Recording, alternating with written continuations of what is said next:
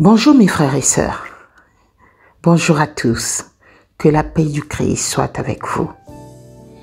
En ce jour, nous aurons un partage sur la guérison de la fille de la syrophénicienne, toujours dans les miracles de Jésus, dans l'évangile de Marc.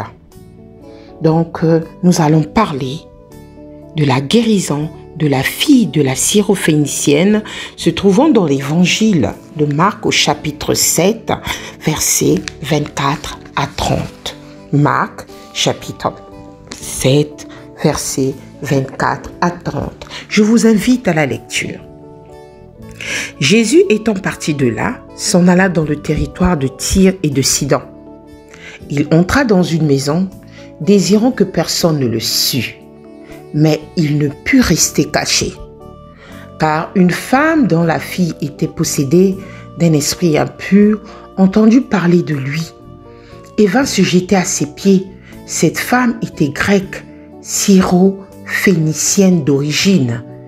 Elle le pria de chasser le démon hors de sa fille. Jésus lui dit: « Laisse d'abord les enfants se rassasier, car il n'est pas bien de prendre le pain des enfants et de le jeter aux petits chiens. »« Oui, Seigneur, lui répondit-elle, mais les petits chiens, sous la table, mangent les miettes des enfants. » Alors il lui dit: « À cause de cette parole, va, le démon est sorti de ta fille. » Et quand elle rentra dans sa maison, elle trouva l'enfant couché sur le lit, le démon était sorti. Amen. Amen, mes frères et sœurs. Jésus entre discrètement dans une maison, en territoire de Tyr. C'est une région non juive, donc païenne. Il va à l'encontre de tout ce que pensent les disciples. Ce n'est pas un hasard, mes frères et sœurs. Jésus veut dire quelque chose de pas facile. Jésus était juif. Ceux qui n'étaient pas juifs se sont exclus. Entre les juifs et les païens, pas de relation. Cependant, il y a une communication sans masque entre Jésus et cette étrangère. Quand on est célèbre, mes frères et sœurs, quand on est célèbre, c'est pas facile de rester caché. Ça détruit. Et les gens viennent. Nous voyons ça dans notre vie de tous les jours. Les stars, les célébrités, c'est pas facile de rester caché. Jésus, en ce temps-là, il était célèbre. La personnalité de la femme, mes frères et sœurs, la personnalité de la femme fait beaucoup parler. La femme vient trouver Jésus. Elle semble savoir qu'il n'exige rien, pas même qu'elle se convertisse d'abord. La réponse de Jésus est sèche. Ce n'est pas bien de prendre le pain des enfants pour les donner aux chiens. Entendez bien ce que Jésus dit, mes frères et sœurs. Ce n'est pas bien de prendre le pain des enfants pour le donner aux chiens. On dirait que Jésus pèse sa foi. Aussitôt, mes frères et sœurs, cette femme a de la plombe, elle insiste, elle répond du tac au tac, elle va au droit au but, elle comprend tout de suite ce que Jésus veut lui dire et se situe au même niveau. Elle entend l'esprit qui parle en elle. C'est incroyable, cette compréhension immédiate. Les apôtres ne comprenaient pas toujours aussi bien. Mais cette femme ne reconnaît pas Jésus comme Messie, mais elle a confiance en ses capacités à l'aide. Elle le voit comme un prophète puissant. Mes frères et sœurs, la confiance. La confiance. Si nous continuons à lire, ce passage, qui sont les enfants? Qui sont les enfants? Les Juifs, les nouveaux convertis. La grâce venue du ciel passe d'abord par les Juifs avant d'aller aux païens. Alors cette nourriture, elle est pour tout le monde. Ça veut dire que les païens, mes frères et sœurs, peuvent entendre et comprendre la parole de Jésus et s'en nourrir. Le peu qu'ils récupèrent peut les nourrir. La nourriture, c'est la parole de Dieu. C'est quoi les démons de sa fille? Ce sont les addictions. Tout ce qui est mauvais en nous, mes frères et sœurs. Tout ce qui est mauvais en nous.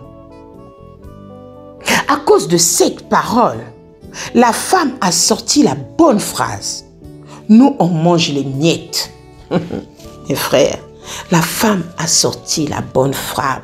Nous, on mange les miettes. La femme se fait petite, humble. Oui, Seigneur, je sais. Elle reconnaît qu'elle n'est pas pure. Elle a compris. Jésus ne guérit pas tout de suite. Il se dispose à écouter et à mesurer la foi de cette femme. C'est fort quand Jésus guérit l'enfant. Il ne l'a même pas vu, ni touché, mes frères et sœurs. Jésus n'a même pas vu l'enfant, ni touché. Mais il a mesuré la confiance, la foi. Écoutez cette femme. La femme croit sans voir. Jésus lui dit, va, ta fille est guérie. Et elle y croit. C'est la foi de la mère qui sauve la fille. Nous aussi, mes frères et sœurs, on a soif de cette parole. Il n'y a que la foi qui sauve, mes frères et sœurs. Il n'y a que la foi. On est dans des petits champs ou parmi les enfants. Ça dépend des jours. Mes frères et sœurs, la prière chrétienne est insistante. Quand on veut vraiment quelque chose, il faut le demander encore et encore, mon frère et ma sœur. Le désir très fort, c'est déjà la moitié de la prière. On peut penser à l'histoire de la femme qui a de perte de sang que j'ai partagé avec vous la semaine passée. Cette femme qui a passé 12 ans dans la maladie. Elle s'approche de Jésus jusqu'à toucher les franges de son châle, sans un mot. Mes frères et sœurs, croire en Jésus, c'est fondamentalement énorme. Croire, ça donne des obligations. Lire la Bible, s'en inspirer, comprendre et en vivre, s'engager. Venir dans des groupes bibliques, c'est s'engager.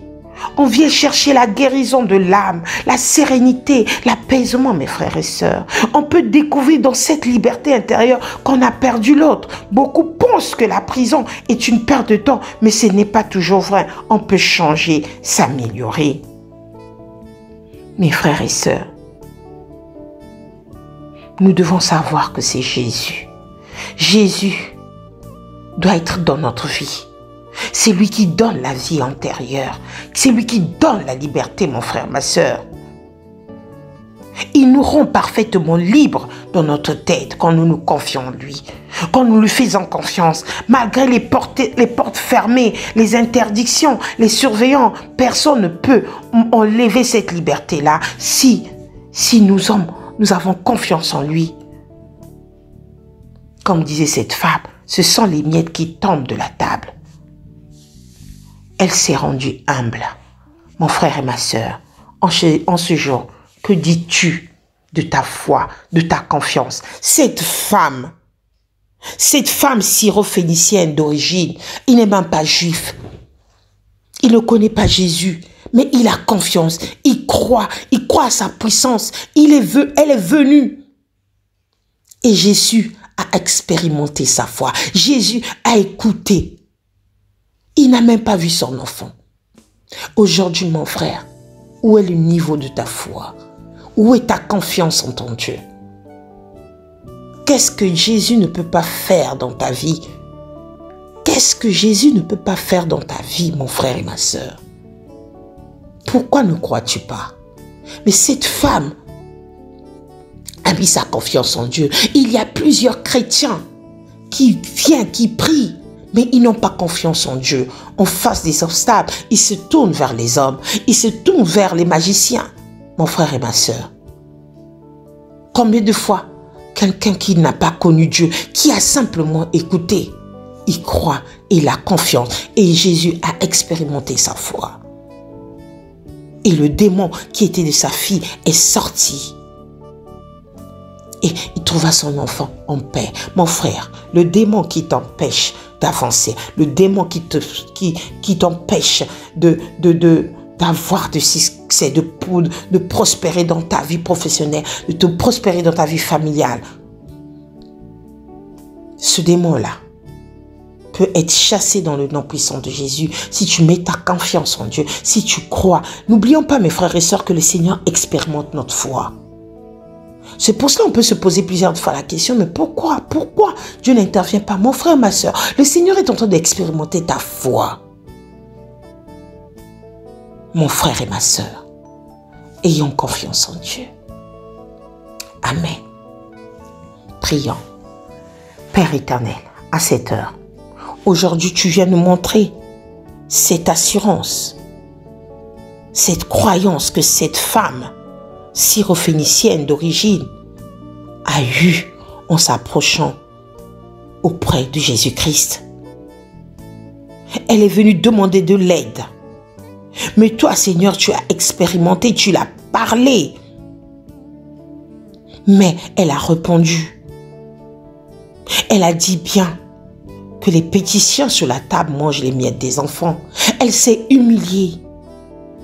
Père éternel, à cause de cette parole, tu l'as dit que le démon est sorti de ta fille. Seigneur, nous venons auprès de toi avec cet esprit d'humiliation parce que nous croyons avec mes frères et sœurs que tu es le Dieu Tout-Puissant, tu es le Dieu créateur, seul toi qui peut résoudre les problèmes de chacun. Père, nous avons confiance en toi. Nous avons cette assurance d'être sauvés. Nous avons cette assurance d'être délivrés. Aujourd'hui, mon frère, s'il y a un esprit, un démon qui met un obstacle dans la vie de mes frères et mes sœurs, Seigneur, avec cette foi, nous venons près de toi te dire, Seigneur, viens intervenir. Viens mettre ta main de guérison. Viens délivrer. Viens libérer. Viens sauver. En ton nom, Seigneur Jésus-Christ, nous avons la foi. Nous marchons par la foi comme cette dame. Nous marchons par la foi comme cette femme qui ne te connaissait pas.